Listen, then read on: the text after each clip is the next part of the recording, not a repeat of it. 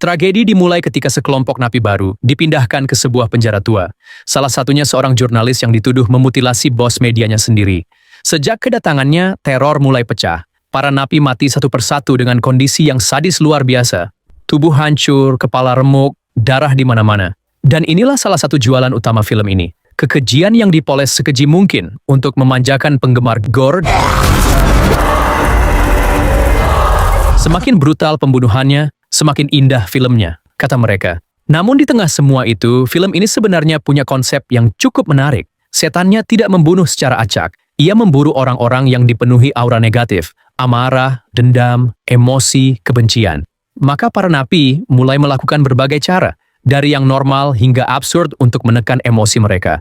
Ada yang rajin ibadah, ada yang belajar menari. Bahkan ada momen ketika napi yang sedang baku hantam, berhenti sejenak hanya untuk menenangkan diri agar tidak dibunuh setan. Lalu lanjut berkelahi lagi. Aneh? Iya.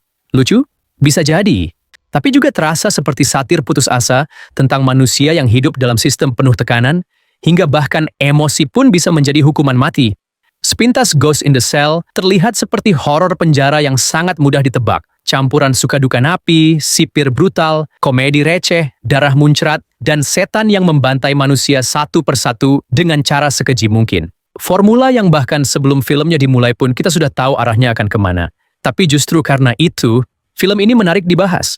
Karena di balik seluruh teror, gore, dan gimmick politiknya, ada sesuatu yang jauh lebih menyeramkan daripada sekadar setan penghuni lapas.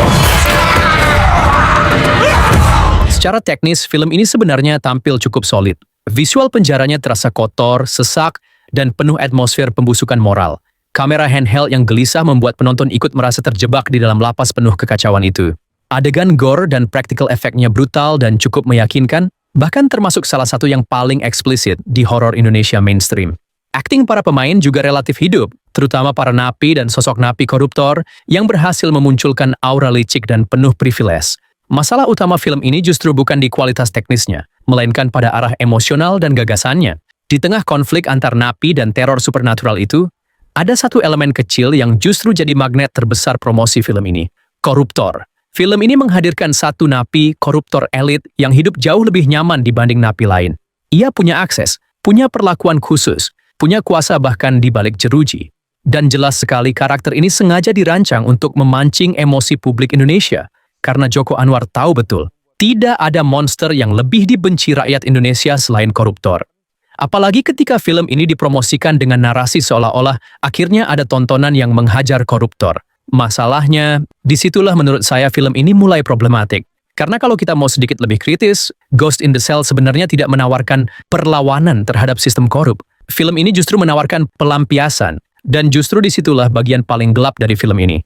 Karena tanpa disadari, Ghost in the Shell bukan cuma kritik sosial. Film ini adalah potret keputusasaan kolektif. Yang menghukum bukan rakyat, bukan negara, bukan hukum, bukan gerakan sosial, melainkan setan.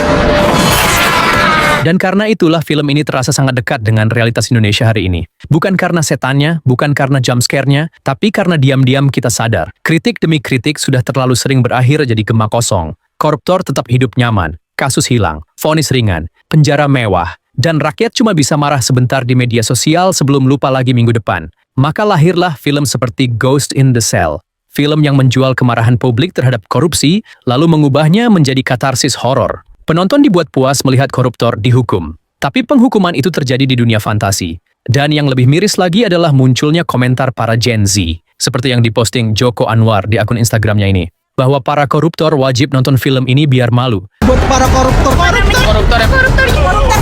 di luar sana. Anggota DPR. Ya keluarganya anggota DPR. DPR sih, dan anak-anaknya. Yang ngambil uang. Iya. Wajib banget nonton biar malu.